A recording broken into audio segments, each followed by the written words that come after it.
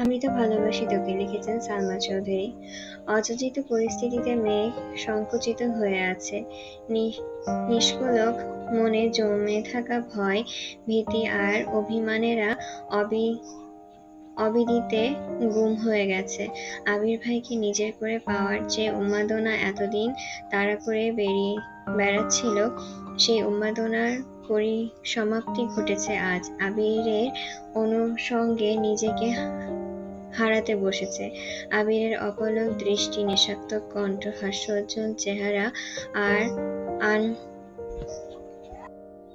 অনভিলাষিত ঘনিষ্ঠতা অবসান করে অনলেপ হিমশিম খেতে হচ্ছে। আবির মেঘকে ছেড়ে কিছুটা দূরে সরে দাঁড়িয়েছে ঠিকই, তবে মেঘের মায়াবী আদলে নজর আটকে আছে। আবিরের অনুচ্ছা চাহনিতে মেঘের বুকের ভেতরে লজ্জায় হাঁসফাঁস করছে।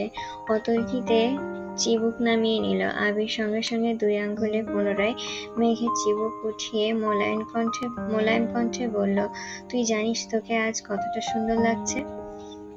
মেঘ চোখ তুলে তাকিয়ে কাঁপা কাঁপা গলায় জিজ্ঞাসা করল, কতটা? সমুদ্রের প্রভূত জলরাশি যতটা সুন্দর ঠিক ততটা। দেখতে প্রশান্ত হলেও সঙ্গীন। মেঘ মলিন হাসল। আবির পর পর শক্ত কণ্ঠে শুধালো, তোকে শাস্তিটা কেন দিয়েছি জানিস? বাজে কথা বলেছি তাই?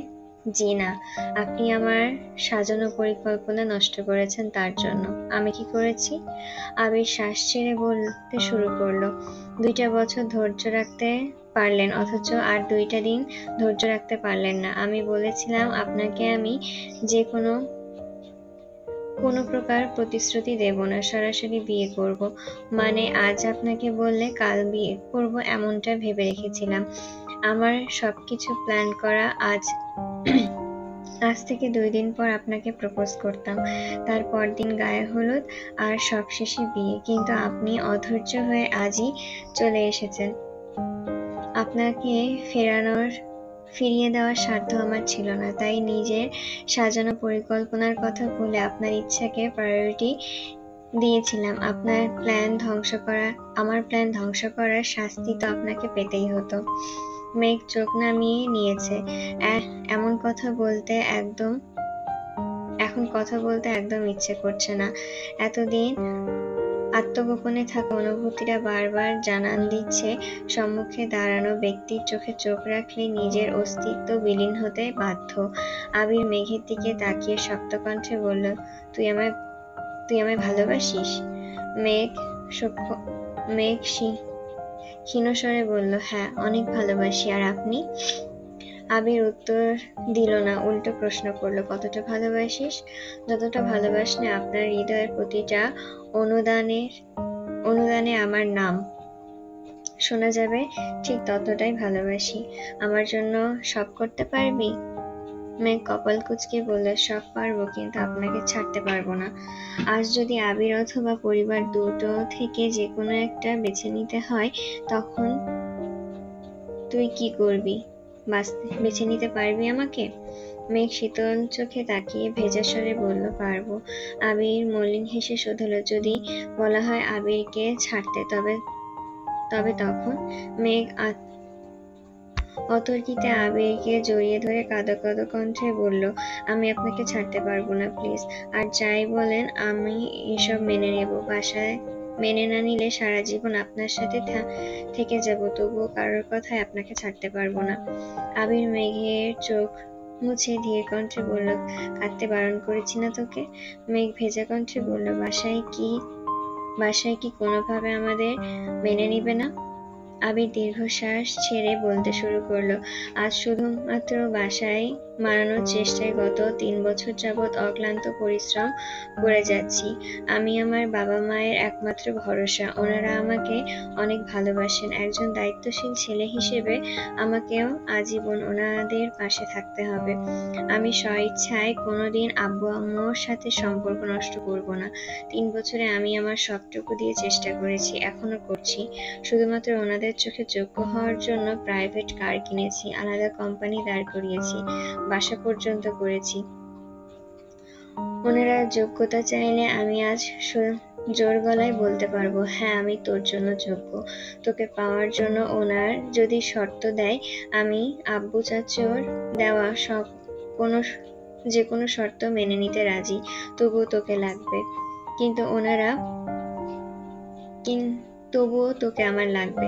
কিন্তু ওনারা যদি আমাদের সম্পর্ক মেনে না নেন বা তোকে ছাড়ার কথা বলেন, আমি চুপ থাকতে পারবো না। পরিস্থিতি যদি এমন হয় যে বাসা থেকে বেরিয়ে আসতে হবে, আমি চুপচাপ বাসা থেকে বেরিয়ে আসবো। কিন্তু তোকেও তখন আমার সঙ্গে বেরিয়ে আসতে হবে। বিশ্বাস কর, আমি তোকে কষ্টে রাখবো না। আর তোকে পরিবার থেকে বিচ্ছিন্ন করব না। কারণ আমি জানি আমার থেকেও তোর অনেক বেশি আবেগ জড়িয়ে আছে ওই বাসায়। কিন্তু কি করব বল, আমার যে তোকেই লাগবে। বাসায় মেনে না নিলে হয়তো কয়েকটা দিন একটু দূরে থাকতে হবে। তারপর আমি সব ঠিক করে দেব। জাস্ট কয়েকটা দিন। ফুপ্পির মতন 28 বছর বা পরিবার ছেড়ে থাকতে হবে না তোকে। আব্বু ছাড়া বাকি সবাইকে মানিয়ে নিতে পারবো। হয়তো আব্বু একটু ঝামেলা করবে, তবে যাই হোক, আজ তোকে আমার সাথে থাকতে হবে। থাকবি তো? মেঘ ঠান্ডা কণ্ঠে বলল, থাকবো। প্রায় 1 ঘন্টা সময় নিয়ে আবির মেঘকে বুঝিয়েছে কি করতে হবে, কি বলতে হবে, সব বুঝিয়ে দিয়েছে। ততক্ষণে ঈশার আজানের সময় হয়ে গেছে। আবির পকেট থেকে ফোন বের করে সময়টা দেখে নিল। বিকেল থেকে এই পর্যন্ত 24টা কল এসেছে। ফোন সাইলেন্ট থাকায় সেটা টের পায়নি। তানভীর কলের পর কল দিচ্ছে। মেঘকে নিয়ে ফিরলে বাসায় যেতে পারবে। এদিকে আলী আহমেদ খান, মোজাম্মেল খান, ইকবাল খান তিনজন মিলেই অনেকগুলো কল দিয়েছে। দুপুরে মিটিং শেষ করে সিফাতের সঙ্গে আবিরের খুব রাগারাগি হয়েছে। আর একটুর জন্য হাতাহাতি হতে যাচ্ছিল। সিফাতের চালচলন আবিরের একদম পছন্দ না। ছেলেটা যতই ভালো সাজা নাটক করুক না কেন, আবিরের সামনে বারবার ধরা পড়ছে। কিন্তু আলী আহমেদ খানের চোখে সিফাত খুব ভদ্র ছেলে। আজ সকালে আলী আহমেদ খান ল্যাপটপে সিফাতকে ফ্যামিলি ফটো দেখাচ্ছিল। আবির অফিসে ঢুকতেই সিফাতের কণ্ঠ কানে আসে, মেঘ তো মাশাআল্লাহ অনেক সুন্দর হয়েছে। বিয়ে দিননি কেন এখনো? একদিন সময় করে মেঘকে দেখতে যাব, সাথে সবার সাথে পরিচয়ও হয়ে যাব। আলী আহমেদ খান কথাটা তেমন ভাবে গুরুত্ব না দিলেও আবিরের শরীর রাগে জ্বলছিল। আব্বুর সামনে কিছু বলতে পারছিল না, আবার চুপও থাকতে পারছিল না। তার উপর মিটিং থেকে বের হতেই দেখলো সিফাতের ফোনের স্ক্রিনে আবিরের ফ্যামিলি ফটোটা থাকা। মেঘের ছবিটা বড় করে দেখছে। ওই ছবি দেখে আবিরের মেজাজ তুঙ্গে। রাগে চিৎকার করতে সিফাত ছবি কেটে দিয়েছে। ইকবাল খান দ্রুত ছুটে এসেছেন। উনি কিছু না বুঝলেও আবিরের অগ্নিমূর্তি ধারণকৃত রূপ দেখে টেনে হিঁচড়ে আবিরকে সরিয়ে নিয়ে গেছেন। আলী আহমেদ খান তখনও চুপ ছিলেন। সবকিছুতেই ওনার মনে হচ্ছিল আবির সিফাতকে জব দিতে নিষেধ করেছিল, আর সেই ক্ষোভেই সিফাতের সাথে রাগারাগি করছে। তার উপর আলী আহমেদ খান বলে বসেন সিফাতকে বাসায় থাকার ব্যবস্থা করে দিতে। এই কথা শুনে আবিরের রাগ 3 গুণ বেড়ে গেছে। আলী আহমেদ খানের সাথে রাগারাগি করে আবির তখনই অফিস থেকে বেরিয়েছিল। নিজের অফিসে এসে কেবিনে বসে 10 মিনিটের মধ্যে কল আসে। মেঘ শাড়ি পরে বাসা থেকে বেরিয়েছে। একে আব্বুর উপর মেজাজ খারাপ, সবকিছু মিলে বিরক্ত, তার উপর মেঘের আকস্মিক কর্মকাণ্ডে অনিচ্ছা সত্ত্বেও প্রেয়সীর কথা ভেবে বেরিয়েছিল। আর এখনো হাসি মুখে মেঘকে সময় দিচ্ছে। তবে সে বিকেল থেকে ফোন সাইলেন্ট করে রেখেছে। আজ যা হবে খানবাড়িতেই হবে। আবির মেঘের সাথে কথা শেষ করে মেঘকে নিচে নিয়ে আসলো। ততক্ষণে স্টাফদের প্রায় সবাই চলে গেছে। মিজান আর তার 2-3 জন ফ্রেন্ড বসে আছে। আবিরদের নামতে দেখে শান্ত কণ্ঠে বলল, ভাইয়া সবার খাওয়া শেষ, ওনারা যে যার মতন চলে গেছেন। আবির ঠান্ডা কণ্ঠে বলল, আচ্ছা কিন্তু রাকিবরা কোথায়? মিনহাজ রাশভারী কণ্ঠে বলল, রিয়া ভাবি কল দিয়েছিল, উনি বোধহয় অসুস্থ। রাসেল ভাইয়াকে নিয়ে তাড়াহুড়া করে গেছেন। কল দিয়েছিলাম, রিসিভ করেননি। ও, রাকিবরা খেয়েছে? হ্যাঁ হ্যাঁ, সবাই খাওয়া হয়ে গেছে। তোমরা খেয়েছো? না ভাইয়া, তোমার খাওয়ার পর খাবো। আবির স্বাভাবিক কণ্ঠে বলল, খেয়ে নিলেই পারতে। আবির মেঘকে খাবার রেডি করে দিচ্ছে। আজকে সব খাবার রেস্টুরেন্ট থেকে আনানো। সন্ধ্যার দিকে মিজানের ফ্রেন্ডরা খাবার নিয়ে এসেছে, সাথে ওয়ান টাইম প্লেট আর গ্লাসও নিয়ে এসেছিল। মেঘকে সেই প্লেটে খাবার দিচ্ছে আবির। মিরাজ আর ওর ফ্রেন্ডরা ছাদে গেছে। মেঘ জিজ্ঞাসা করলো, আপনি খাবেন না? খেতে ইচ্ছে করছে না। যতক্ষণ না সবকিছু ঠিকঠাক হচ্ছে ততক্ষণ স্থির হতে পারছি না। মেঘ আবিরের চোখের দিকে তাকিয়ে মোলায়েম কণ্ঠে বলল, যা হবার হবে। সারাদিন খাননি, আগে খেয়ে নিন, আমি খাইয়ে দিই। আবির আর চোখে তাকিয়ে মৃদু হেসে বলল, বাবা, বউ বউ ফিল এসে গেছে নাকি? মেঘ ভেঙচি কেটে বলল, দেখি হা করেন। আবির কথা না বাড়িয়ে চুপচাপ খেয়ে নিল। খেতে খেতে তানভীরকে কল দিয়ে কথা বলে নিয়েছে। মিরাজকে আগেই বলেছিল আবিরের শার্ট আর প্যান্ট নিয়ে আসার জন্য। আবির পাঞ্জাবি পাজামা পাল্টে শার্ট প্যান্ট পরে মিরাজদের থেকে বিদায় নিয়ে রওনা দিল। আজ মিরাজরা এখানেই থাকবে, আগামীকাল তানভীর এসে সবকিছু গুছিয়ে রেখে যাবে। যাওয়ার আগে মেঘ হলুদ আর সাদা সবগুলো গোলাপ একসঙ্গে শপিং ব্যাগে নিয়ে গেছে। আসার সময় কিছুটা দূরে থাকলেও এখন বাইকে বসে মেঘ পেছন থেকে আবিরকে শক্ত করে জড়িয়ে ধরেছে। আবির মুচকি হেসে নিজের এক হাত মেঘের দুই হাতের উপরে রেখে উদ্বেলিত কণ্ঠে বলল, বাসায় উল্টাপাল্টা কিছু বললে এভাবে জড়িয়ে ধরতে পারবেন তো? মেঘ আস্তে করে বলল, দেখা যাক আপনি পারবেন। আবির মৃদু হেসে বলল, অবশ্যই, আমি একদম কোলে নিয়ে চলে আসবো। মেঘ মেকি স্বরে বলে উঠল, আমিও দেখবো আপনি কেমন সাহস। ওকে। আবির বাইক স্টার্ট দিল। মেঘ আবিরের প্রশস্ত পিঠে মাথা এলিয়ে আবিরের গায়ের গন্ধ উপলব্ধি করছে। অনেকটা পথ যাওয়ার পর মেঘ আচমকা ডাকলো, আবির ভাই। মেঘ তৎক্ষণাৎ ব্রেক কষলো। বাইক থেকে নেমে মেঘের মুখোমুখি দাঁড়িয়ে গুরুগম্ভীর কণ্ঠে বলল, কথায় কথায় ভাই বলার অভ্যাসটা ত্যাগ করুন। আমি আপনার ভাই না, ওকে? মেঘ শান্ত স্বরে শোধালো, ভাই না ডাকলে কি ডাকবো? আবির ডাকবি। মেঘ চোখ বড় করে তাকিয়ে বলল, আমি পারবো না। কেন? স্বামীর নাম মুখে নিতে নেই, আপনি জানেন না? আবির হাসতে হাসতে বলল, হায় রে কুসংস্কার। গত 2 বছরে আবির ভাই ডাকতে ডাকতে কান তক্তা করে ফেলেছিস। এখন বলছিস স্বামীর নাম মুখে নিতে নেই। মেঘ মুখ চেপে শক্ত কণ্ঠে বলল, তখন আপনি আমার স্বামী ছিলেন না, চাচাতো ভাই ছিলেন, বুঝেছেন? বুঝেছি এখন, কিন্তু আর একবার যদি আবির ভাই বলেছিস তাহলে বাম হাতে কানের নিচে একটা থাপ্পড় দেব। 3 দিন বেহুশ থাকবি। মেঘ হুঙ্কার দিয়ে বলল, তাহলে ডাকবো কি আমি? আবির নির্দ্বিধায় বলল, আহিয়া রাখবো। মেঘ উদ্বেগপূর্ণ কণ্ঠে প্রশ্ন করল, আহিয়াকে? আবির মুচকি হেসে বলল, আমার মেয়ে। হোয়াট? আপনার মেয়ে আসলো কোথা থেকে? আবির দুষ্টুমি স্বরে বলল, মেয়ে আমার একার না, আমাদের 2 জনের মেয়ে, আহিয়া। মেঘ নিজের পেটে হাত রেখে উদ্বিগ্ন কণ্ঠে বলল, আমাদের মেয়ে মানে? আমার তো এখনো বিয়েই হয়নি, মেয়ে কোথা থেকে আসবে? আবির নিঃশব্দে হেসে মেঘের মাথায় আস্তে করে গাঁটটা দিয়ে বলল, আরে বোকা মেয়ে, আমি আমাদের অনাগত সন্তানের কথা বলছি। মেঘ আহাম্মকের মতন তাকিয়ে বলল, ছি, আপনার কি লজ্জা লাগে না? ও মা, লজ্জা লাগবে কেন? এই যে আজে বাজে কথা বলছেন। হবু সন্তানের কথা বউকে বলতে গেলে যদি লজ্জা পেতে হয় তাহলে এই নির্লজ্জময় জীবন আমি রাখবো না। মেঘ বিরক্তি ভরা কণ্ঠে বলল, ফাজলামি রেখে তাড়াতাড়ি বাসায় চলুন। আজ বাসায় যে কি হবে দেখা যাবে। আমার আপনার জীবনে ঘূর্ণিঝড়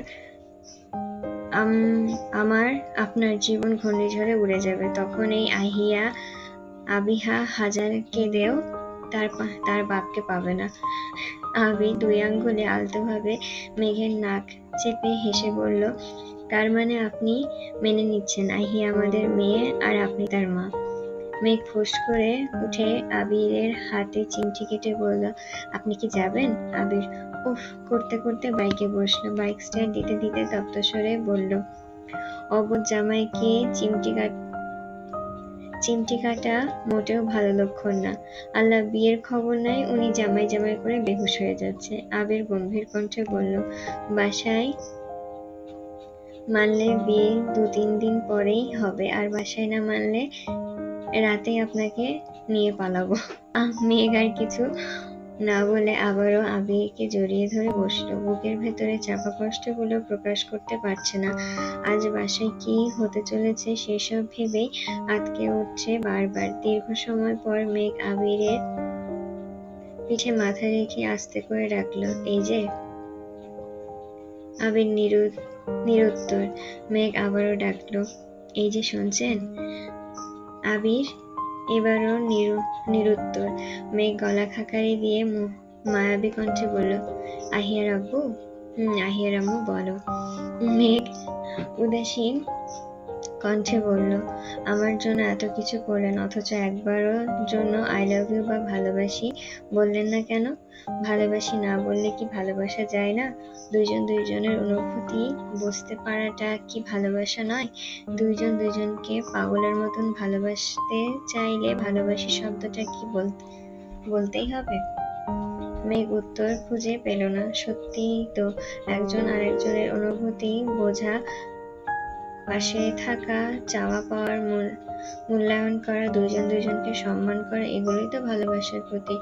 মুখ ফুটে ভালোবাসি না বলেও বাবা মারা আমৃত্যু সন্তানদের নিঃস্বার্থভাবে ভালোবেসে যান। স্বামী স্ত্রী একে অপরের পরিপূরক হিসেবে সারা জীবন পাশে থাকেন। ভাই বোনের সম্পর্কেও কেউ কাউকে ভালোবাসি বলে না, অথচ কারোর কোনো সমস্যা হলে সবার আগে ঝাঁপিয়ে পড়ে। তবে কেন ভালোবাসি কিংবা আই লাভ ইউ শোনার এত প্রবলতা সবার মাঝে? প্রতিনিয়ত ভালোবাসি বললেই কি সত্যি সত্যি ভালোবাসা খুঁজে পাওয়া যায়? মেঘ আবিরকে আরো শক্ত করে জড়িয়ে ধরল। আর কিছু বলার বা শোনার ইচ্ছে নেই মেঘের। বাসার কাছাকাছি আসতে বেশ কিছুটা সময় লাগছে। বাসা থেকে কিছুটা দূরে বাইক থামিয়ে দুইজনই নামলো। পরপর কল দিল তানভীরকে। তানভীর অনেকক্ষণ অপেক্ষা করে কিছুক্ষণ হলো একটা কাজে গেছে, আসতে একটু সময় লাগবে। কয়েক ঘন্টা শাড়ি পরে হাঁটাচলা করায় শাড়ি যাচ্ছে তাই অবস্থা হয়ে গেছে। আবির মেঘের শাড়ির কুচি ঠিক করতে করতে বলল, একা যেতে পারবি নাকি তানভীর আসা পর্যন্ত অপেক্ষা করবি? যেতে পারবো। শোন, কারোর সঙ্গে কোনো কথা বলার প্রয়োজন নেই, সোজা নিজের রুমে গিয়ে ফ্রেশ হয়ে রেস্ট নিবি। আচ্ছা, যাবো এখন? মেঘ গোলাপগুলো হাতে নিয়ে বাসার উদ্দেশ্যে যাচ্ছে। আবির নিষ্পলক দৃষ্টিতে সেই দিকে তাকিয়ে আছে। মেঘ কিছুটা দূরে যেতেই আবির উচ্চ কণ্ঠে ডাকলো, মাহাদিবা খান মেঘ। মেঘ সহসা থমকে দাঁড়িয়ে পেছনে ফিরল।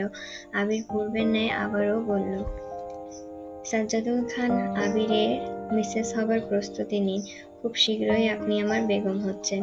মেঘ অবাক লোচনে তাকিয়ে নিঃশব্দে হাসলো। হাত নেড়ে বিদায় দিয়ে সামনে ঘুরল। এক পা বাড়াতেই আবির উদ্যত কণ্ঠে আবারও বলল, আই লাভ ইউ মেঘ, আই লাভ ইউ ইনফিনিটি। মেঘ অতর্কিতে ঘুরে দাঁড়ালো। আশ্চর্য নয়নে তাকালো আবিরের মুখের দিকে। আই লাভ ইউ শোনার অনুমাত্র ইচ্ছেও মেঘের ছিল না। অনাকাঙ্ক্ষিত কথাটা শুনে নিজের আবেগ আটকে রাখতে পারল না। একটু ছুটে গিয়ে জড়িয়ে ধরল আবিরকে। আহ্লাদি কণ্ঠে বলল, আই লাভ ইউ ইনফিনিটি। আবির মেঘের মুখটা তুলে কপাল বরাবর চুমু খেয়ে শান্ত স্বরে বলল, ভালোবাসি ভালোবাসি ভালোবাসি, আমৃত্যু ভালোবাসি তোকে। মেঘের বিস্ময়ে আখি যুগল আবিরের চোখে নিবদ্ধ। ফাঁকা রাস্তার কিছুটা দূরে ল্যাম্পপোস্টের আলোয় আবিরের শ্যামলা চেহারা চেহারায় পড়ছে মেঘ। সেই মায়াময় আদলে তাকিয়ে থেকে আনমনে বলে উঠল, আপনি এত কিউট কেন? আবির মৃদু হেসে বলল, এখন কিন্তু শাস্তি দেব। মেঘ তৎক্ষণাৎ আবিরকে ছেড়ে কিছুটা সরে দাঁড়ালো। পরপর থমথমে কণ্ঠে শুধালো, ভালোবাসি বলবেন না তো এখন বলেছেন কেন? আবির তপ্ত স্বরে বলল, আমি তোর কোনো ইচ্ছে অপূর্ণ রাখবো না তাই। মেঘ অত্যন্ত নমনীয় কণ্ঠে বলল, আমার খুব ভয় হচ্ছে। আবির হেজাবের উপর দিয়ে মেঘের দুগালে হাত রেখে চাপা স্বরে বলল, আমি আছি তো তোর পাশে, ভয় কিসের? আমি বেঁচে থাকতে তোর ওপর একটা আঁচড়ও পড়তে দেব না। মেঘ আবিরের থেকে বিদায় নিয়ে চলে গেছে। আবির কিছুক্ষণ দাঁড়িয়ে সেদিকে তাকিয়ে রইল। মেঘের সামনে কিছু প্রকাশ না করতে পারলেও আবিরের বুকের ভেতর ভয়ঙ্কর তোলপাড় চলছে। কি হবে বা হতে চলেছে সেই সব ভেবেই গলা শুকিয়ে যাচ্ছে। মনের আতঙ্ক বাসা বেঁধেছে অনেক আগেই। তার উপর দুপুরে আব্বুর সাথে রাগারাগি করে অফিস থেকে বেরিয়েছে। সারাদিন আব্বুর ফোনটা পর্যন্ত রিসিভ করেনি। মেঘ বাসায় ঢুকে গেছে। আবির পকেট থেকে ফোন বের করতেই দেখলো আলী আহমেদ খানের কল এসেছে। আবির এবার দীর্ঘশ্বাস ছেড়ে কল রিসিভ করলো। আবির কিছু বলার আগে আলী আহমেদ খান উদ্বিগ্ন কণ্ঠে বললেন, আবির তুমি কি শোধরাবে না? কলের পর কল দিতে ক্লান্ত হয়ে যাচ্ছি, অথচ তোমার কোনো খবর নেই। এত কিসের রাগ তোমার? আবির শান্ত স্বরে বলল, বলুন। আমি কি বলবো? কি বলতে বাকি রেখেছো তুমি? রাজশাহীর অফিসে সমস্যা হয়েছে, বিকেলের দিকে খুব মারামারি হয়েছে। এখনো পরিস্থিতি ভালো না। তোমার চাচ্চুর শরীর খারাপ, অফিসে আসেনি। এদিকে তুমি সারাদিন ধরে রাগ করে বসে আছো, বাধ্য হয়ে এখন আমাকে যেতে হচ্ছে। আবির উত্তেজিত কণ্ঠে বললেন, আপনি যাচ্ছেন মানে? আপনাকে কোথাও যেতে হবে না, আমি এক্ষুনি আসছি। আলী আহমেদ খান রাগান্বিত কণ্ঠে বললেন, ব্যবসা যেহেতু আমার, সব দায়ও তো আমারই। মরি আর বাঁচি ব্যবসা করেই যাব। তোমরা তোমাদের রাগ নিয়েই থাকো। আবির কণ্ঠ খাদে নামিয়ে বলল, আপনি কোথায় আছেন? বাস স্ট্যান্ডে। আমি আসছি এক্ষুনি। আসতে হবে না, আসছি আমি। এদিকে মেঘ শাড়ির আঁচলে নিচে ফুল আর আংটি পরিহিত, হাত লুকিয়ে বাসায় ঢুকছে। রান্নাঘরে মালিহা খান আর আকলিমা খান কাজ করছে, তার আর কেউ নেই। এই সুযোগে মেঘ দ্রুত চলে যাচ্ছে। মালিহা খান অকস্মাৎ মেঘকে দেখে ডেকে উঠল, শাড়ি পরে কোথায় গিয়েছিলি তুই? এত রাতে করে বাসায় আসলি কেন? মেঘ ছোট করে বলল, ঘুরতে গিয়েছিলাম। মেঘ আর কোনো কথা না বলে দ্রুত নিজের রুমে চলে গেছে। একদম শাওয়ার শেষ করে বিছানায় শুয়েছে। বন্যার কথা মনে হতেই সঙ্গে সঙ্গে বন্যাকে কল দিল। আজকের সব ঘটনা একে একে বলল। আবির দ্রুত বাস স্ট্যান্ডে পৌঁছালো। আলী আহমেদ খান ব্যাগ নিয়ে বেঞ্চে বসে চা খাচ্ছে। আবির সামনে গিয়ে ঠান্ডা কণ্ঠে বলল, আব্বু আপনি বাসায় যান, আমি যাচ্ছি। এভাবে কিভাবে যাবে? বিকেল থেকে অনবরত কল দিচ্ছে তোমাকে, ইকবাল এমনকি মোজাম্মেলকেও দিয়েও কল দিলাম, আর তুমি কি করলে? কল রিসিভ করার প্রয়োজন মনে করলে না। এখন এসে বলছো তুমি যাবে? মজা করছো? সরি আব্বু, আর এমন হবে না। আলী আহমেদ খান রাগান্বিত কণ্ঠে হুঙ্কার দিলেন, এখন সরি বলতে হবে না। যাও, রাগ করে গাল ফুলিয়ে বসে থাকো। প্রয়োজনে 7 দিন বসে থাকো। আমি চলে যাচ্ছি, তোমাকে আর কেউ বিরক্ত করবে না। আমি ঠান্ডা কণ্ঠে বলল, সরি আব্বু, আর এমন করব না। Really sorry. আমি কান ধরছি। আলী আহমেদ খান চায়ের কাপ রেখে বসা থেকে উঠে দাঁড়িয়ে আবিরের হাত আটকে বললেন, কান ধরতে হবে না। বাবা মায়ের কাছে সন্তানের হাজার ভুলেও কিছু হয় না। আবির মলিন হেসে বলল, রাজশাহীতে আমি যাচ্ছি, আপনার এই শরীর নিয়ে এত দূর যেতে হবে না। তুমি তো জামা কাপড় পর্যন্ত নিয়ে আসোনি, কিভাবে যাবে? দু একটা জামা কাপড় কিনে নিব, সমস্যা নেই। তোমার বাইক কি করবা? তানভীর এসে বাইক আর আপনাকে নিয়ে যাবে, কোনো সমস্যা নেই, আমি ওকে কল দিচ্ছি। ঠিক আছে, যাও, কিন্তু আজকের ঘটনার মতন যদি ওখানেও কারোর সাথে রাগারাগি করেছো আর আমার কানে খবর এসেছে, তাহলে তুমি কানে ধরেও মাপ পাবে না, আমি বলে দিলাম। আমি ধীর কণ্ঠে বলল, কারোর সঙ্গে রাগারাগি করব না, কিন্তু আমি ফেরার পর আপনার সাথে আলাদাভাবে কথা বলতে চাই। আলী আহমেদ খান ঠান্ডা কণ্ঠে বললেন, হ্যাঁ, কি বলবা, এক্ষুনি বলো। আবির মৃদু স্বরে বলল, এখন না, রাজশাহী থেকে এসে বলবো। আচ্ছা, তোমার ইচ্ছে। ওখানে যদি বেশি সমস্যা হয় তাহলে জানিও। মোজাম্মেলের শরীর ভালো হলে ওকেও পাঠাবো। আচ্ছা, বাস ছাড়ার সময় হয়ে যাচ্ছে। আবির টিকিট নিয়ে বাসে উঠে বসেছে। তানভীর এসেছে অনেকক্ষণ পর। আবির রাজশাহী যাচ্ছে দেখে তানভীর থ মেরে দাঁড়িয়ে আছে। বড় আব্বুর সামনে মুখ ফুটে কিছু বলতেও পারছে না। কিছুক্ষণের মধ্যে বাস ছেড়ে দিয়েছে। আলী আহমেদ খান তানভীরের দিকে তাকিয়ে গম্ভীর কণ্ঠে বলল, চলো এখন। তানভীর ভারী কণ্ঠে বলল, জি। আবিরের বাস ছাড়ার কিছুক্ষণ পরই আবির মেঘকে কল দিল।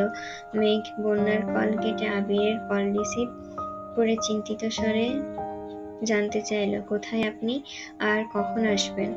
আবির ধীর কণ্ঠে বলতে শুরু করলো, আমাকে ইমার্জেন্সি কাজে রাজশাহী যেতে হচ্ছে। বাস অলরেডি ছেড়ে দিয়েছে। তোকে যা বলছি একটু শোন। হাতের রিংটা খুলে কোথাও লুকিয়ে রেখে দে। আমি আসলে আবার পরিয়ে দেব। আর এই 2-3 দিন খুব বেশি সাবধানে থাকবি। প্রয়োজনে সারাদিন ঘুমাস, তবুও বাসার কারোর মুখোমুখি হোস না। বাসায় কোনো মেহমান আসলে বা তোকে দেখার নাম করে কেউ আসলে ভুলেও সামনে যাস না। আর অবশ্যই আমাকে জানাবিস। সামান্য কোনো বিষয়েও বাড়াবাড়ি করতে যাস না। সামান্য কোনো কারণে তোর গায়ে যেন কোনো আঁচড় না পড়ে। যেভাবে রেখে গেলাম 3 দিন পর যেন সেভাবেই পাই। একটা কথা মনে রাখিস, তোর কিছু হলে আমি সত্যি মরে যাব। আমি তোকে নিজের থেকেও বেশি ভালোবাসি। ঢাকা-রাজশাহী মহাসড়কে প্রদীপ্ত সড়কের বাতি অতিশয় আলোর ভিড়েও আবির অন্তর্জ্ঞানী মনে উদ্দীপ্ত চাঁদের পানে চেয়ে আছে। অদৃষ্টি অভিশঙ্কায় আবিরের ভ্রুযুগল কুঁচকে আসছে, চেহারায় লাবণ্য ফিকে হয়ে গেছে।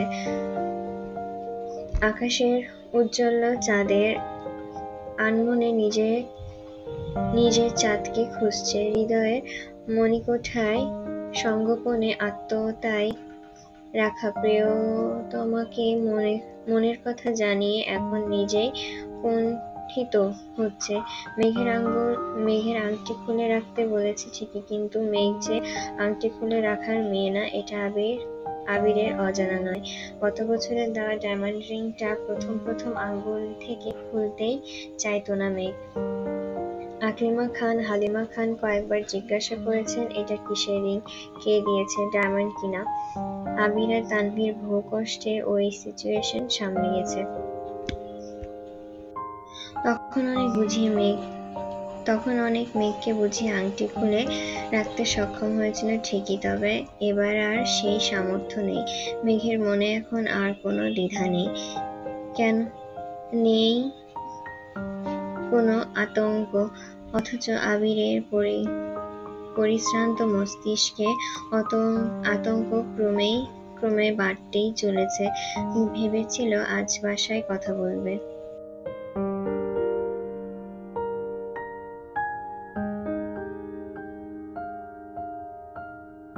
যাই হোক, সিদ্ধান্ত নিতে হবে, কিন্তু পরিস্থিতি যে তার অনুকূলে ছিল না।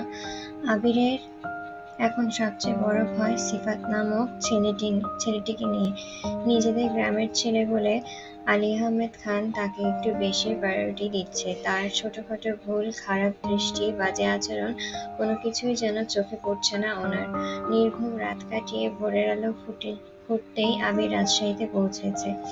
কিছুক্ষণ রেস্ট নিয়ে সকাল 9টার পরপরই মেঘকে কল দিতে দিতে রেডি হতে লাগলো। পরপর 2বার কল দিয়েছে, কিন্তু রিসিভ হয়নি। এদিকে আবির এসেছে শুনে অফিস থেকে বারবার কল আসছে। আবির তাড়াহুড়োয় অফিসে চলে গেছে। তানভীর সকাল সকাল উঠে ফ্রেশ হয়ে স্প্যারো ড্রিম হাউসের উদ্দেশ্যে রওনা দিয়েছে। গতকাল আবিররা যা কিছু অগোছালো রেখে এসেছিল সবকিছু গোছাতে হবে, বাসা পরিষ্কার করতে হবে। তাছাড়া বাসায় কিছু কাজও বাকি আছে, সেগুলো করতে হবে। কাজ শেষ করে কমপক্ষে 12টা থেকে 1টা বেজে যাবে। এদিকে বন্যা ক্লাসে একা একা ঝিমোচ্ছে। মিষ্টি, সাদিয়া, মেঘ কেউই আজ ক্লাসে আসেনি, তাই খুব বোরিং লাগছে। মিনহাজদের সাথে কথা বলতেও ইচ্ছে করছে না। ক্লাস শেষে সবার আগে বের হয়ে কিছু দূর এগোতেই একটা ছেলেকে দেখলো। পিছন থেকে দেখতে অবিকল তানভীরের মতো। বন্যা আনমনে হেসে এগিয়ে গেল সেদিকে। পরশুদিন রাত 3টা পর্যন্ত তানভীরের সাথে কথা হয়েছিল বন্যার। পুরোটা সময় মেঘ আর আবিরকে নিয়ে কথা হয়েছিল। ওদের কথা শেষ করে তানভীর যেই বন্যাকে নিজের কথা বলতে যাবে ততক্ষণে বন্যা অর্ধঘুমে তলিয়ে গেছে। তানভীর 2-1বার মৃদুস্বরে ডেকেছে। বন্যার ঘুমের ঘোরে শুধু হু হু করেছে। তারপর বন্যা আর কিছুই মনে নেই। আগামীকাল সারাদিন একবার তানভীরের সাথে কথা হয়েছিল, সেটাও মেঘের ব্যাপারে। মেঘ কি সবকিছু বলে দিয়েছে কিনা সেটা শুধু জিজ্ঞাসা করেছিল। বন্যা হ্যাঁ বলায় তানভীর রাগী স্বরে বলেছিল, আমি শুধু তোমাকে জানিয়েছিলাম আর তুমি না বুঝে সেটা বনুকে বলে দিলা। সকালে উঠে আমাকে একবার জিজ্ঞাসা করতে পারতে। সেই যে কল কেটেছিল, এখন অবধি তানভীরের কোনো কল বা মেসেজ আসেনি। বন্যা ভেতরে কষ্ট পেলেও সেটা প্রকাশ করতে পারছে না। তানভীরকে কল দেওয়ার সাহসও পাচ্ছে না। বন্যা ছেলেটার কাছাকাছি গিয়ে পেছন থেকে ডাকলো, শুনছেন?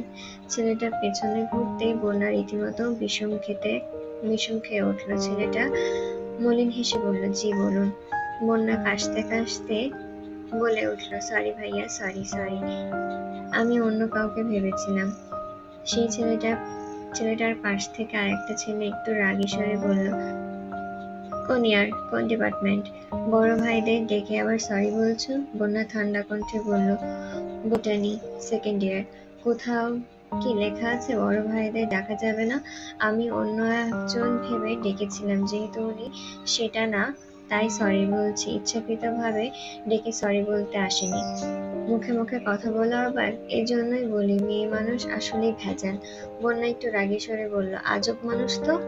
বন্যা যেই ছেলেকে ডাকছিল ওই ছেলে এবার 2জনকে থামিয়ে বন্যার উদ্দেশ্যে বলল, সরি, ওর কথা কিছু মনে করো না আপু।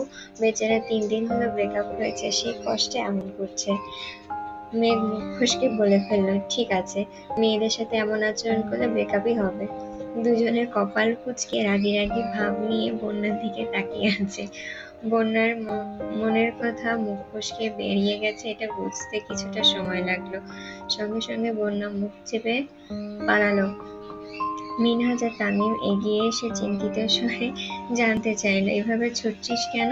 আর ছেলেগুলোই বা কে? বন্যা নিজের কপাল চাপড়ে থতমত খেয়ে বলল, আমি ভেবেছিলাম উনি। মিনহাজ কিছুটা ভাব নিয়ে জিজ্ঞাসা করলো, উনিটা আবার কে? বন্যা লাজুক হেসে বলল, আমার ননদের একমাত্র ভাই। 2জন মেকি স্বরে একসঙ্গে বলে উঠল, ও। বন্যা রাগী স্বরে বলল, ফাজলামো করিস না। মিনহাজ হেসে জিজ্ঞাসা করলো, তানভীর ভাইয়াকে মিস করছিস? বন্যা এপাশ ওপাশ মাথা নেড়ে মুখে কিছু বলল না। তামিম স্বাভাবিক কণ্ঠে বলল, মিস করছিস না বলেই তো চোখের সামনে শুধু ভাইয়াকে দেখছিস। বন্যা আস্তে করে বলল, আমি মনে করেছি উনি। মিনহাজ ধীর কণ্ঠে বলল, প্যারা নিও না ভাবি, ভিটু ভাইয়া আসছে। বন্যা উত্তেজিত কণ্ঠে বলে উঠল, উনি আসছে সত্যি? তামিম মিনহাজের দিকে তাকিয়ে শক্ত কণ্ঠে বলে, দেখেছিস, এই বলছে মিস করছে না। যেই শুনেছে উনি যেই আসছে শুনেছে অমনি লাফিয়ে উঠেছে। মেয়ে মানুষ বুক ফাটবে তবু মুখ ফুটবে না। বন্যা ঠোঁট ফুলিয়ে বলল, এখন বল উনি সত্যি আসবেন কিনা? উনি না আসলে আমি বাসায় চলে যাব, বিকেলে টিউশন আছে। তানভীর ঠোঁট বাঁকিয়ে নিরেট কণ্ঠে বলল, আমরা এত কিছু জানি না, নিজের দরকারে নিজে কল দিয়ে দেখ, আমার কাজ আছে, আসছি। মিনহাজ আর তামিম চলে যাচ্ছে।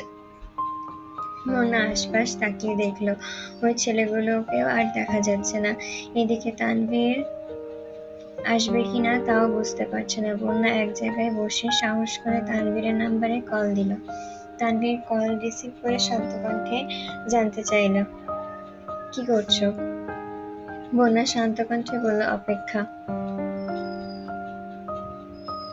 তানভীর হেসে বলল, আর একটু অপেক্ষা করুন, রাস্তায় আছি। বন্যা সশব্দে হেসে কল কেটে দিয়েছে। প্রায় 30 মিনিট হয়ে গেছে বন্যা অপেক্ষা করছে। বারবার ফোন বের করছে কিন্তু কল দিতে পারছে না। অকস্মাৎ আগে দেখা হওয়া দুটো ছেলের মধ্যে একটা ছেলে হাতে জবা ফুল নিয়ে এসে বন্যার সামনে ধরল। বন্যা কপাল কুঁচকে বলল, আমাকে ফুল দিচ্ছেন কেন?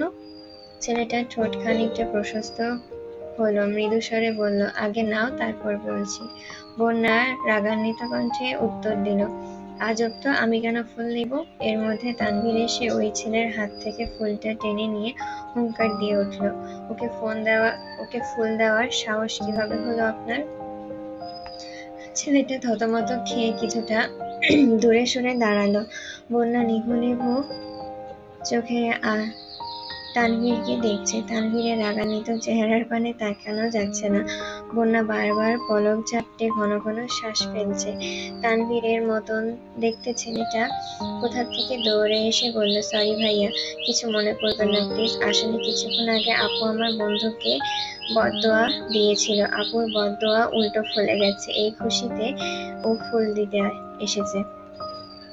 তানভীর কণ্ঠস্বর 3 গুণ ভারী করে জানতে চাইল, কিসের বদদোয়া? ছেলেটা ধীর কণ্ঠে বলল, আপু বলেছিল আমার আচরণের জন্য আমার ব্রেকআপ হয়েছে। আপুর কথা বলেছে 1 ঘন্টাও হয়নি তার মধ্যে আমার গার্লফ্রেন্ড নিজে থেকে এসে আমার সাথে কথা বলছে। গত 3 দিনে যেই মেয়ে আমার দিকে তাকিয়েও দেখেনি সে মেয়ে আজ নিজে চলে এসেছে। সেই খুশিতে আপুকে ধন্যবাদ দিতে এসেছিলাম। ওই যে আমার গার্লফ্রেন্ড দাঁড়িয়ে আছে। তানভীর অর্ধেক নষ্ট হওয়া ফুলটা ছেলের হাতে দিয়ে কটমট করে বলল, ফুল দিতে চাইলে নিজের গার্লফ্রেন্ডকে দিন, অন্য কাউকে দিতে আসবেন না। তানভীর বন্যার হাতটা শক্ত করে ধরে গম্ভীর কণ্ঠে বলল, চলো। বন্যা অমিশেষ আঁখিতে একবার তানভীরকে দেখছে, আবার নিজের হাতের দিকে তাকাচ্ছে। বাইকের সামনে গিয়ে থেমে বন্যার হাত ছেড়ে গম্ভীর কণ্ঠে বলল, ভার্সিটিতে কি এসব করতে আসো? মানুষের ব্রেকআপ নিয়ে বদদোয়া দেওয়া? না, উনি বাড়াবাড়ি করছিলেন তাই। তানভীর অগ্নিদৃষ্টির দিকে তাকিয়ে চেতে উঠল, কি করেছে তোমার সাথে? বন্যা তড়িৎ বেগে বলে উঠল, না না, ওই রকম কিছু না, উনি মেয়েদের নিয়ে আজে বাজে কথা বলছিলেন তাই রাগ উঠে গিয়েছিল। তানভীর তীক্ষ্ণ দৃষ্টিতে তাকিয়ে প্রশ্ন করল, তোমার রাগও হয়? বন্যা নিরুদ্বেগ ভাব নিয়ে বলল, না, আমার আবার কিসের রাগ? রাগ তো সব আপনাদের। আপনার বোনের রাগ দেখতে দেখতে বড় হয়েছি, তার মন মতন কোনো কিছু না হলে ফোঁস করে ওঠে। ইদানিং আপনাদেরও দেখছি। তানভীর গলা খাকারি দিয়ে মলিন কণ্ঠে বলল, তুমি যেমনটা ভাবছো আসলে তেমনটা না, আমি খুব ভদ্র ছেলে। কথাটা বলেই তানভীর মৃদু হাসল। বন্যা ভ্রু চেয়ে ওষ্ঠ বাঁকিয়ে নিরেট কণ্ঠে বলল, ও আচ্ছা, তাই নাকি? আমি তো জানতামই না। বন্যার ভাবভঙ্গি দেখে তানভীর উদাসীন কণ্ঠে বলল, তুমি তো আমার সম্পর্কে কিছু জানোই না, আর জানতেও চাও না। বন্যা বিপুল চোখে তাকিয়ে পর জিজ্ঞাসা করল, মেঘ কোথায়? এই যে দেখছো? আমি বোঝাতে চাই অ আর তুমি বোঝো ক। তানভীর অন্যদিকে তাকিয়ে গম্ভীর কণ্ঠে বলল, আমি শুধু শুধু এতটা পথ পেরিয়ে আসলাম। বন্যা মুচকি হেসে বলল, আসলেই আপনি না আসলে কি সুন্দর জবা ফুলটা এখন আমার হাতে থাকতো। তানভীর কপাল কুঁচকে বাইকে বসে রাগান্বিত কণ্ঠে বলল, বসো। কেন? বসতে বলেছি। বন্যা চুপচাপ উঠে বসলো। তানভীরের কাঁধে হাত রাখতে গিয়েও লজ্জায় হাত রাখতে পারল না। তানভীর মিররে সেই দৃশ্য দেখে মুচকি হাসলো। জনশূন্য একটা রোডে এসে বাইক থামালো। বন্যাকে দাঁড় করিয়ে তানভীর একটা গলিতে ঢুকলো। 5 মিনিটের মধ্যে জবা গাছের ডাল সমেত অনেকগুলো লাল টকটকে জবা ফুল নিয়ে হাজির হলো। বন্যা বিপুল চোখে তাকিয়ে আছে, নিরুদ্বেগ সেই চাহনি। এই চোখের ভাষা বোঝার সাধ্যি কারণ নেই। এভাবে তাকানোতে বন্যা থুতনিতেও ভাঁজ হয়ে আছে। তানভীর ভারী নেত্রে বন্যার দিকে তাকিয়ে বরাবরের মতন ভারী কণ্ঠে বলল, এই নাও তোমার জবা ফুল। বন্যার দৃষ্টি তখনও তানভীরের চোখের দিকে। বন্যা ভ্রু কুঁচকে বলল, আমি কি আপনার কাছে ফুল চেয়েছি? চাওনি, কিন্তু মানুষের থেকে নিতে পারোনি বলে আফসোস তো ঠিকই করছো। আমি তখন মজা করছিলাম। তানভীর মুখ ফুলিয়ে শ্বাস ছেড়ে তপ্তস্বরে বলল, এমন মজা কখনো করো না যেটা আপন মানুষের হৃদয়ে আঘাত করে। তানভীরের হঠাৎ পরিবর্তন দেখে বন্যা সূক্ষ্ম নেত্রে তাকিয়ে রইল। নিজের হাত বাড়িয়ে ডালগুলো হাতে নিল। পরপর বাইকে বসে বরাবরের মতন সুপরিচিত জায়গায় এসে বসলো। তানভীরের সাথে একা বের হলে তানভীর সবসময় এখানে নিয়ে আসে। দুইজন মুখোমুখি বসা, কারোর মুখে কোনো শব্দ নেই। বন্যা শান্ত কণ্ঠে শোধালো, আপনি কি রেগে আছেন? না।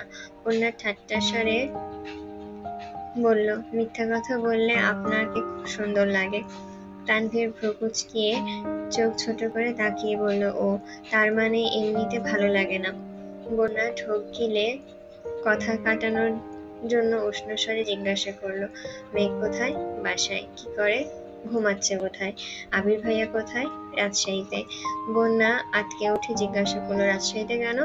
অফিসে কিছু সমস্যা হয়েছে, তাই যেতে হয়েছে। একটা কথা জিজ্ঞাসা করি? করো। আবির ভাইয়া মেঘকে কবে বিয়ে করবে? তানভীর উত্তর না দিয়ে চোখ নামিয়ে নিল। বন্যা পরপর আবার প্রশ্ন করলো, কি হলো বলুন। তানভীর পকেট থেকে ফোন বের করে ধীর কণ্ঠে বলল, ভাইয়া কল দিচ্ছে, ওয়েট। তানভীর কল রিসিভ করে শান্ত কণ্ঠে বলল, হ্যাঁ ভাইয়া বলো। আবির শক্ত কণ্ঠে শোধালো, কোথায় আছিস? বন্যার সাথে দেখা করতে এসেছি। তোর বোন কোথায়? ভার্সিটিতে আসেনি? না। কি করে ও? সারাদিন কতগুলো কল দিলাম, রিসিভ করার নাম নেই, নেটে এ পর্যন্ত আসছে না। ঘুমাচ্ছে বোধহয়। তুমি বলো বড় আব্বু যে ঝামেলার কথা বলেছিল সেটা কি মিটেছে? ধ্যাত, কিসের ঝামেলা? 2 স্টাফের ঝগড়া লেগেছে, তাও আবার ফুটবল খেলা নিয়ে। আব্বুর কানে কে খবর পাঠিয়েছে সে বিশাল কিছু হয়ে গেছে। তানভীর মলিন হেসে জিজ্ঞাসা করলো, কবে আসবে? এসেছি যেহেতু এখন বললেও কাল চলে যেতে পারবো না। চাচ্চু আগে আসতে বলেছিল আমায়, আমি পাত্তা দিইনি। এখন এমন সিচুয়েশনে আসতে হয়েছে যে চাইলেও কিছু বলতে পারছি না। 2-3 দিনের মধ্যে কাগজপত্রের ঝামেলা মিটিয়ে চলে আসবো। আচ্ছা, সাবধানে থেকো। আবির শীতল কণ্ঠে বলল, তানভীর শোন, বাসায় গিয়ে সবার আগে তোর বোনকে বলবি আমায় কল দিতে। রাত থেকে কথা বলতে পারছি না, কল রিসিভ করছে না, কষ্ট লাগছে রে ভাই। তানভীর কিছু বলবে তার আগে আবির বলল, তোকে বিরক্ত করার জন্য দুঃখিত। তানভীর বন্যার সাথে কিছুক্ষণ কথা বলে বন্যাকে বাসা পর্যন্ত পৌঁছে দিয়ে এসেছে। আজও মোখলেস মিয়ার সাথে দেখা হয়েছে। ইদানিং তানভীরকে গলিতে ঢুকতে দেখলেই উনি রাস্তায় দাঁড়িয়ে তানভীরের জন্য অপেক্ষা করেন। তানভীর আসলে রাস্তা আটকে তানভীরকে নামিয়ে নিয়ে গিয়ে চা খেতে খেতে গল্প করেন। প্রথম তানভীরের বিরক্ত লাগলেও এখন ব্যাপারটা বেশ ভালো লাগে। আবির সারাদিন অফিস শেষ করে টুকটাক শপিং করে বাসায় ফিরতে প্রায় 10টা বেজে গেছে। এর মধ্যে মেঘকে অনেকবার কল দিয়েছে, কিন্তু মেঘ কল রিসিভ করছে না। তানভীরও বাইরে। হালিমা খানকে কল দিয়ে কিছুক্ষণ কথা বলেছে। মেঘের কথা জিজ্ঞাসা করায় উনি শান্ত গলায় বললেন, খেয়ে ঘুমিয়ে পড়েছে। কথাটা শুধুমাত্র আবিরের কথাটা শোনা মাত্র আবিরের মন আরো বেশি খারাপ হয়ে গেছে। একটা মানুষ সারাদিন কিভাবে ঘুমাতে পারে? আবির ফ্রেশ হয়ে শুয়ে মেঘের ছবি দেখছে আর একটু পর পর কল দিচ্ছে। এমন করতে করতে একসময় আবির ঘুমিয়ে পড়েছে। গতকালের মতন আজও ঘুম ভাঙার পর মেঘের নাম্বারে কল দিল, কিন্তু এবারও রিসিভ হলো না। বাসায় কল দিয়েও আশা অনুরূপ উত্তর পায়নি। হালিমা খান বলছে জানেন না, মানিয়া খান বলছে হয়তো ভার্সিটিতে গেছে। এদিকে তানভীরকে কল দিচ্ছে, তানভীর সকাল থেকেই ব্যস্ত। তানভীরের ফ্রেন্ডের আম্মু অসুস্থ, সেখানে দৌড়াদৌড়ি করছে। আবির রাজশাহী এসেছে ঠিকই, কিন্তু তার মন পড়ে আছে খানবাড়িতে। মেঘের সঙ্গে কথা বলতে পারছে না। ও কি করছে, কেমন আছে কিছু জানতে পারছে না দেখে আবিরের মনের অবস্থা খুব খারাপ হয়ে গেছে। অফিসের কাজও বিশেষ মনোযোগ দিতে পারছে না। টেবিলে কাগজপত্র ছড়িয়ে আনমনে ভাবছে, আমি এখানে আসায় মেঘ কি রেগে গেছে? এর জন্যই কি আমার কল রিসিভ করছে না? কিন্তু মেঘ তো এমন না, ও রাগ করলে আমার কলটা তো রিসিভ করতো। বিকেলের দিকে অফিস থেকে বের হয়ে মেঘকে কল দিল। বরাবরের মতন এবারও রিসিভ হলো না। পরপর তানভীরকে কল দিল। তানভীর কল রিসিভ করতেই আবির ঠান্ডা কণ্ঠে জিজ্ঞাসা করলো, কোথায় তুই? বাইরে। কেন? বাসায় কেউ কল রিসিভ করছে না। তোর বোনও রাগ করে বসে আছে, আব্বু পর্যন্ত রিসিভ করছে না। আমি আর অপেক্ষা করতে পারছি না। আমি আব্বুকে ফোনেই সব বলে দেব। তুই বাসায় গিয়ে আব্বুকে ফোনটা দে। তানভীর রাশভারী কণ্ঠে বলল, বড় আব্বু এখন কথা বলার অবস্থায় নেই। কেন, কি হয়েছে? সিফাত ভাইয়া বাসায় এসেছে। হোয়াট?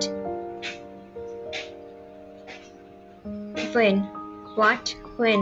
আমি জানি না।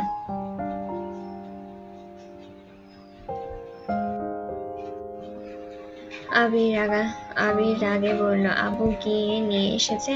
না, বড় আব্বু কিছু জানে না, হুট করে চলে এসেছে। এখন আর কি রান্না করা হচ্ছে, খাইয়ে বিদায় দিবে বোধহয়। আবির কণ্ঠ 3 গুণ ভারী করে বলল, সিফাত বাসায় আছে অথচ আমায় কেউ জানায়নি কিছু? তুইও বা বাইরে কি করছিস? মেঘ কোথায়? আমি বনুকে নিয়ে বের হয়েছি। বের হয়েছিস মানে? কোথায় বের হয়েছিস? আর ফোনটা ওকে দে। বনু আমার পাশে নেই, ও পার্লারে গেছে। আর আমি একটা কাজে একটু দূরে চলে এসেছি। বাসার পরিস্থিতি কি? আর হঠাৎ ওকে নিয়ে বের হতে হলো কেন? সব ঠিক আছে তো? আবির একের পর এক প্রশ্ন করে নাজেহাল। তানভীর ঢোক গিলে ছোট করে বলল, সিফাত ভাইয়ার হাবভাব আমার সুবিধা লাগেনি। কি হয় বলা যায় না, তাই আগেভাগে বনুকে নিয়ে বাসা থেকে বেরিয়ে এসেছি। এখন ফোন সাইলেন্ট করে রেখে দেব। আবির দীর্ঘশ্বাস ছেড়ে বলল, তোর বোনের যেন কিছু না হয়। আবির বাসায় নেই আজ 3 দিন হতে চলল। এই 3 দিনে মেঘের নিঃশ্বাসের শব্দ পর্যন্ত শুনতে পায়নি আবির। তানভীরকে কল দিলে বেশিরভাগ সময় বাইরেই পাওয়া যায়। আম্মুকে কল দিলে শোনে মেঘ ঘুমাচ্ছে ছাদে, বাসায় নেই। মোজাম্মেল খানের সাথে টুকটাক কথা হলেও তেমন কিছুই বলেন না উনি। এই 3 দিন কাটাতে আবিরের দম বন্ধ হয়ে এসেছে। মেঘকে দেখার জন্য ভেতরটা ছটফট করছে। আবির এতদিন পর রাজশাহীতে আসায় গত 6 মাসের জমে থাকা মিটিং, প্রজেক্ট সব ফাইল দেখতে হচ্ছে। হুট করে চলেও যেতে পারছে না। সবকিছু ঠিক থাকলে আজকেই মেঘকে প্রপোজ করতো আবির। প্রপোজ করলেই বাসায় সবার সামনে বিয়ের প্রস্তাব রাখতো, কিন্তু এগুলো কিছুই হলো না। মেঘকে ছোটখাটো ভাবে প্রপোজ করতে পারলেও বাসায় এখনো কিছু বলতে পারিনি। এদিকে মেঘও কোনো খোঁজ পাচ্ছে না। সারাদিন কল দিতে দিতে আবির ক্লান্ত হয়ে যাচ্ছে। গতকাল রাত থেকে তানভীরের সাথেও কথা হয়নি আবিরের। তানভীরের প্রচন্ড মাথা ব্যথা, ওষুধ খেয়ে সেই যে রাতে ঘুমিয়েছিল এখনো ওঠেনি। সিফাত কেন এসেছিল, কি বলেছে, এগুলো জানতে আম্মু, মামনি, আব্বু, চাচু সবাইকে কল দিয়েছে আবির, অথচ কেউ কিছু বলছে না। মালিহা খান বলছে উনি কিছু শোনেননি। আলী আহমেদ খানকে জিজ্ঞাসা করায় উনি বরাবরের মতন বেশ কিছুটা সময় নিয়ে সিফাতের প্রশংসা করেছেন। বাসায় এলোমেলো অবস্থা দেখে আবির ফুপিকে পর্যন্ত কল দিয়েছে, কিন্তু উনিও বিশেষ কোনো সমাধান দিতে পারলেন না। কারণ সিফাত নামক ছেলেটার ব্যাপারে আলী আহমেদ খানকে কিছু বললেই উনি রেগে যান। আবির অফিস থেকে সন্ধ্যার পর রুমে এসেছে। সকাল থেকে মেয়ে কল ধরছে না দেখে রাগে রুম তছনছ করে রেখে গিয়েছিল। সেসব এখন গোছাতে হচ্ছে। দিশা না পেয়ে কল দিল রাকিবকে। রাকিব কল রিসিভ করে শান্ত কণ্ঠে বলল, ঢাকা চলে এসেছিস? না, ভাবছিলাম বিকালে চলে যাব। তার মধ্যে 2-3টা পুরনো ফাইল বের করে দিয়েছে। এখন সেগুলো না দেখে চলে গেলে আব্বু আবার রেগে যাবেন। আসার সময় এমনিতেই সরি বলে এসেছি, ওনাকে রাগানোর মতন আর কাজ করা যাবে না। ও আচ্ছা রাকিব, শোন। হ্যাঁ বল। আমাদের বাসায় যাবি একটু? বাসার কি অবস্থা কিছু বুঝতে পারছি না, কারোর সঙ্গে কথা পর্যন্ত বলতে পারছি না। তুই যাবি একটু? আমি কিভাবে যাব? তোর আব্বুকে আমি এমনিতেই খুব ভয় পাই। গেলে 10টা কথা জিজ্ঞাসা করবে, উত্তর দিতে না পারলে তখন উল্টো বাসটা খাবো। তার থেকে ভালো হয় তুই রাতটা কাটিয়ে ভোরে রওনা দিস। তুই বাসায় আসার আগে আমি ওইখানে উপস্থিত থাকবো। আবির কিছু বলতে পারল না, মুখের উপর কল কেটে দিয়েছে। 3 দিন পর আবির ঢাকায় পৌঁছেছে। বেলা 11টা বাজে। 11টা বেজে 47 মিনিট। বাসার মানুষের সাথে 19 ঘন্টা যাবৎ কথা হয়নি। আবির বাস স্ট্যান্ডে থেকে রিক্সা নিয়ে সরাসরি বাসার উদ্দেশ্যে রওনা দিল। বাসার সামনে এসে রিক্সা থেকে নেমে বাড়ির দিকে তাকিয়ে থমকে দাঁড়ালো। পুরো বাড়ি আলোকসজ্জায় সজ্জিত। 2-3টা ছেলে খুব তাড়াহুড়োতে সেই সাজানো আলোকসজ্জা খুলতে ব্যস্ত। মাটিতে জিনিসপত্র নাজেহাল অবস্থা। আবির গেটের সামনে আসতেই দারোয়ান আঙ্কেল মলিন হেসে জিজ্ঞাসা করলো, বাবা ভালো আছো? আবির কোনোরকমে ভালো বলে ভেতরে চলে গেল। ড্রয়িং রুমে কোনো মানুষ নেই। হালিমা খান রান্নাঘরে কি যেন করছেন। আবির আশেপাশে কাউকে না পেয়ে ব্যাগ ফেলে ছুটল মেঘের রুমের দিকে। ব্যস্ত হাতে ধাক্কা দিল মেঘের রুমের চাপানো দরজা। রুম সম্পূর্ণ ফাঁকা, বিছানা টান করে বেছানো। এত গোছানো মেঘের রুম কখনো দেখেনি আবির একে একে সবগুলো রুম দেখলো। তানভীর, মিম কেউ নেই। ছাদ পর্যন্ত ছুটে গেল আবির, কোথাও কারোর অস্তিত্ব নেই। আবির নিঃশ্বাস এলোমেলো, চোখ জ্বলছে, ঠোঁট কাঁপছে। আবিরও আবারও দৌড়ে নিচে এলো। ততক্ষণে আলী আহমেদ খান আর মোজাম্মেল খান সোফায় এসে বসেছেন। আলী আহমেদ খান আবিরকে আর চোখে দেখে স্বাভাবিক কণ্ঠে বলল, কখন এসেছ? আবির কণ্ঠ দ্বিগুণ ভারী করে উদ্বিগ্ন কণ্ঠে জবাব করল, মেঘ কোথায়? আলী আহমেদ খান কপাল কুঁচকে ভারী কণ্ঠে বললেন, তুমি কি আমার কথা বোঝোনি? আমি তোমাকে জিজ্ঞাসা করছি তুমি কখন এসেছো? আবিরের শরীর ঘামছে। সারা বাড়ি ছুটে এসে এখন স্থির হতে পারছে না। ঘন ঘন শ্বাস ছেড়ে পূর্বের তুলনায় আরো ভারী কণ্ঠে জিজ্ঞাসা করলো, আমি জিজ্ঞাসা করছি মেঘ কোথায়? ও যেখানে থাকার সেখানে আছে। মানে কোথায় ও? মোজাম্মেল খান এবার মৃদুস্বরে বলল, শ্বশুর বাড়িতে। কথাটা কর্ণকুহরে প্রবেশ মাত্রই আবিরের মাথা চক্কর দিয়ে উঠেছে। মনে হচ্ছে মাথায় পুরো আকাশ ভেঙে পড়েছে। চোখে সবকিছু অন্ধকার দেখছে। আবির রাগান্বিত কণ্ঠে চেঁচিয়ে উঠল, আপনারা কি ফাজলামো করছেন আমার সাথে? মোজাম্মেল খান তপ্তস্বরে বললেন, গলা নামিয়ে কথা বলো, তোমার সাথে কি আমাদের ফাজলামো করার সম্পর্ক? আবির কানে কিছুই ঢুকছে না। অনবরত মাথা ঘুরছে আবিরের। রাগে গজগজ করতে করতে বলল, মেঘের বিয়ে হতে পারে না। আমি আমার মেঘ কোথায়? মোজাম্মেল খান ধীর কণ্ঠে বললেন, কেন হতে পারে না? তুমি আমাকে 6 মাস সময় দিয়েছিলে, সেই 6 মাস পেরিয়ে গেছে, তাই আমি আমার মেয়েকে বিয়ে দিয়ে দিয়েছি। আবির দু চোখ টকটকে লাল হয়ে আছে, কান দিয়ে গরম বাতাস বের হচ্ছে, পরনে শার্ট ভিজে একাকার অবস্থা। আবির দুহাতের চোখ মুখ মুছে গুরুভার কণ্ঠে শোধালো, তানভীর কোথায়? মোজাম্মেল খান ঠান্ডা কণ্ঠে বললেন, মেঘের সঙ্গে গেছে।